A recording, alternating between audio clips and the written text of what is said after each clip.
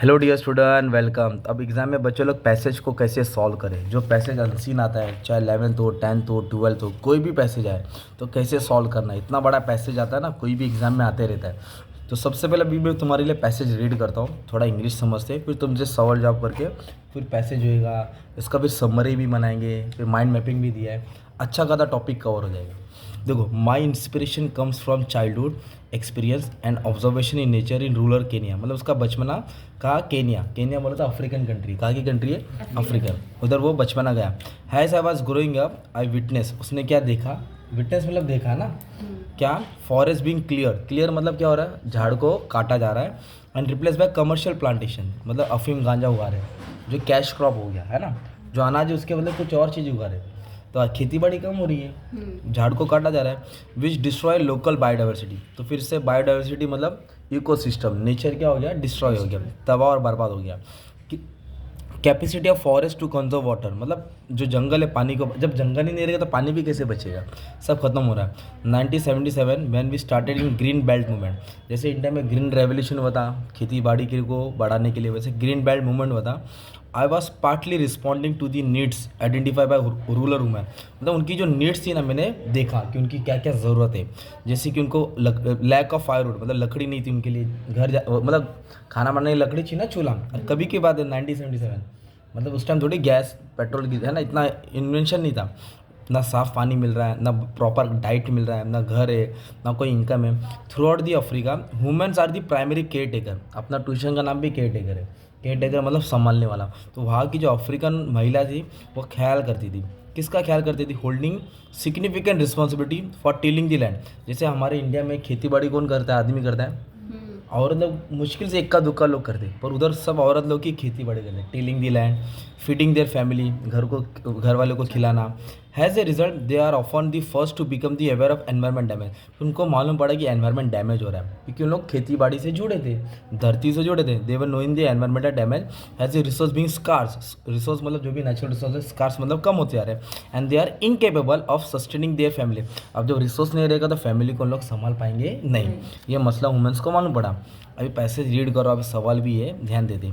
Women we work with recounted that, उनसे मतलब औरत लोग के साथ काम करते हैं, उनको ये मालूम पड़ा कि अनलाइक इन दी पास्ट, मतलब पुराने पहले, they were unable to meet their basic need. पहले तो उनको खाना, फूड, क्लोथिंग, शेल्टर भी नहीं मिलता था, इतनी कंडीशन खराब थी। This was due to degradation of their, degradation मतलब खराब होना।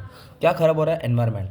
एनवायरमेंट को कटाई कर रहे, खराब कर रहे, तोड़ रहे झाड़ को, है ना, जंगल को साफ कर रहे।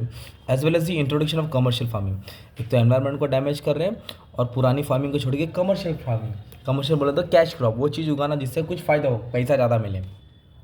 विच replace the growing of household food crop, जिससे अनाज कम उगने लगा। बट इंटरनेशनल ट्रेड, जो इंटरनेशनल ट्रेड है, control the price of export.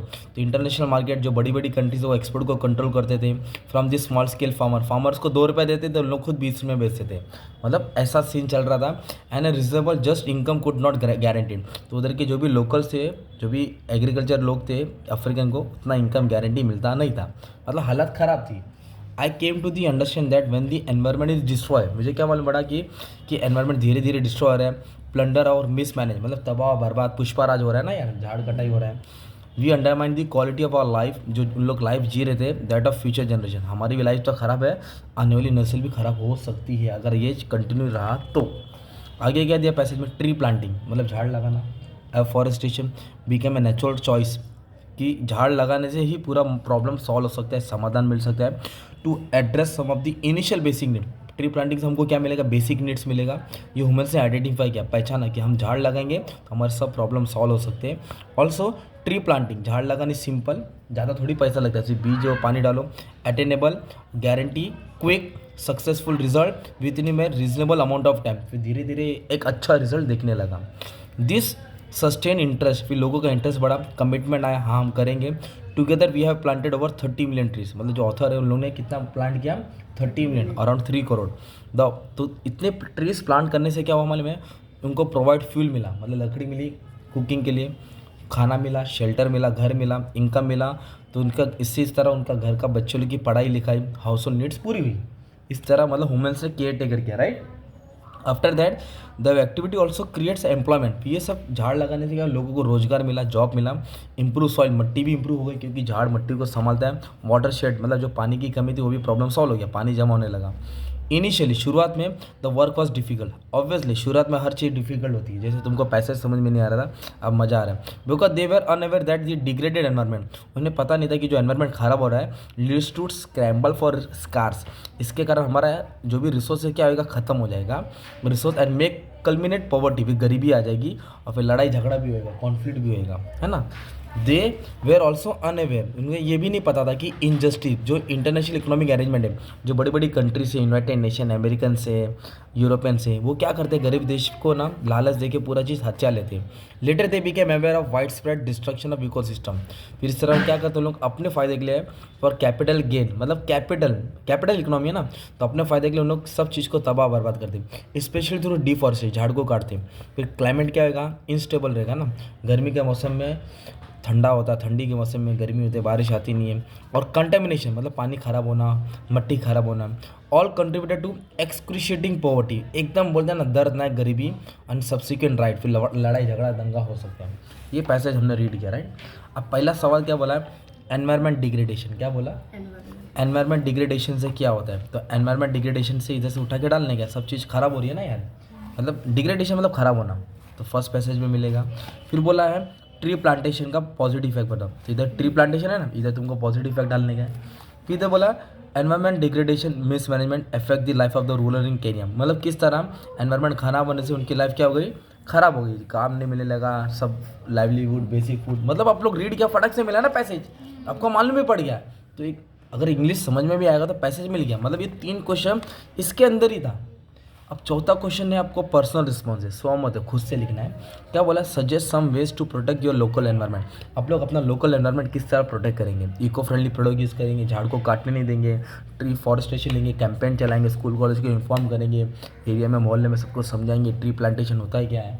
तो इस तरह हम लोग क्या कर सकते हैं, अपने एनवायरनमेंट को बचा सकते हैं, प्लास्टिक कम यूज़ करेंगे, तो खुद भी वन वर्ड्स में लिख सकते थे। तो किस तरह मैंने पैसे समझा, आंसर एकदम पॉजिटिव आ गया ना।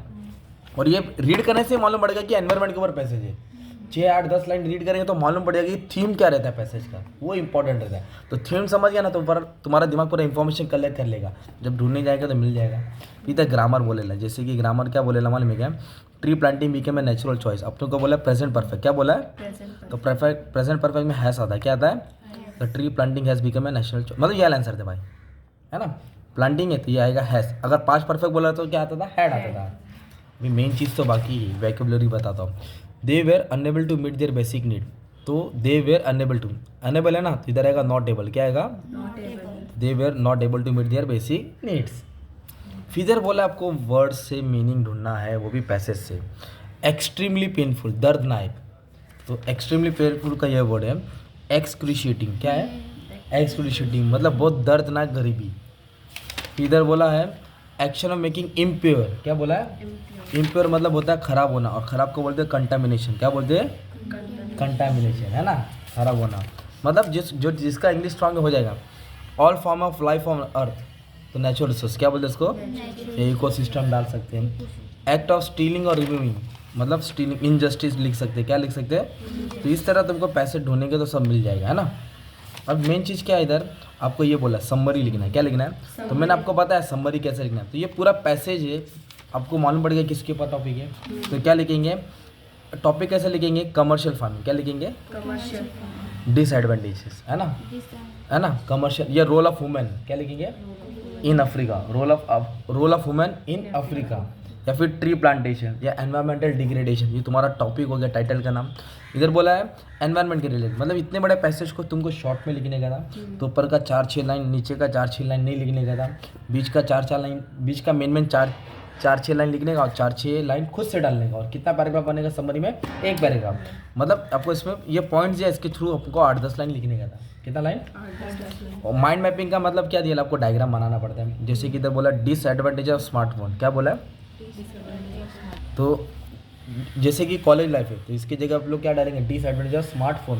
तो स्मार्टफोन से क्या क्या बुराई होती है, तो ऐसे आप ट्री डायग्राम बना सकते हैं। उसकी है ना, बंदा दिन भर उस पर ही लगा रहता है, सोशल मीडिया पे इतना यो हो जाता है, उसका जो एजुकेशन है, उसका करियर है, उसका फोकस हट जाता है, फिर वो एक उसके वजन बढ़ जाएंगे, बाद में हेल्थ के ऊपर इफेक्ट पड़ेगा, माइंड शार्प नहीं होएगा।